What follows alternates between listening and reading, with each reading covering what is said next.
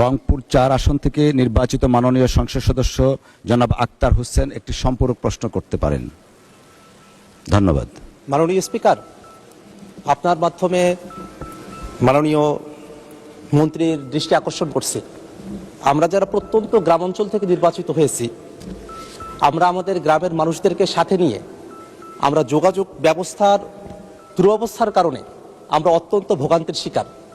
আমাদের একেবারে প্রত্যন্ত গ্রামাঞ্চলগুলোতে একটা অ্যাম্বুলেন্স বাড়ি পর্যন্ত যাওয়ার কোনো ব্যবস্থাপনা নেই। এখন বর্ষাকাল সামনে চলে এসেছে, সেই বর্ষাকালে মানুষেরা তাদের বাড়িতে পর্যন্ত যেতে পারেন না।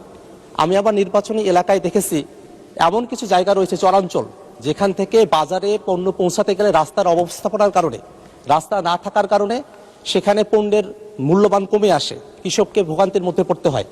আবার সামনে শীতকাল, তখন ধুলাবালিতে মানুষদেরকে কষ্ট করতে হয়।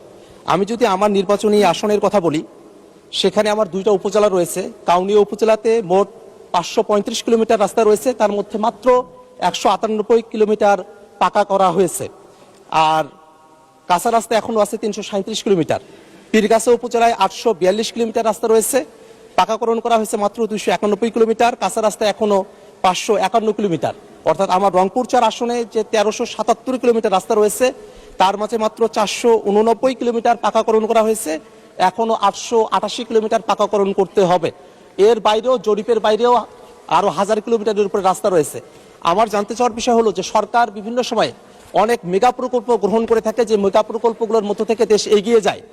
আমাদের মাননীয় মন্ত্রী মহোদয় এবং আমাদের সরকার, তারা কি এবার আমাদের স্থানীয় পর্যায়ে যাতে যোগাযোগ ব্যবস্থার উন্নতিটা সঠিকভাবে হয়, মানুষেরা যাতে তাদের বাড়ি পর্যন্ত অ্যাম্বুলেন্সটা অন্তত নিয়ে যেতে পারে, সহজে যাতে যাতায়াতটা করতে পারে, সে কারণে রুটিন পাকাকরণ কার্যক্রমের অতিরিক্ত হিসেবে পাকাকরণের জন্য মেগা প্রকল্প গ্রহণ করবে কিনা, সেই ব্যাপারে আপনার মাধ্যমে মাননীয় মন্ত্রীর দৃষ্টি আকর্ষণ করছি।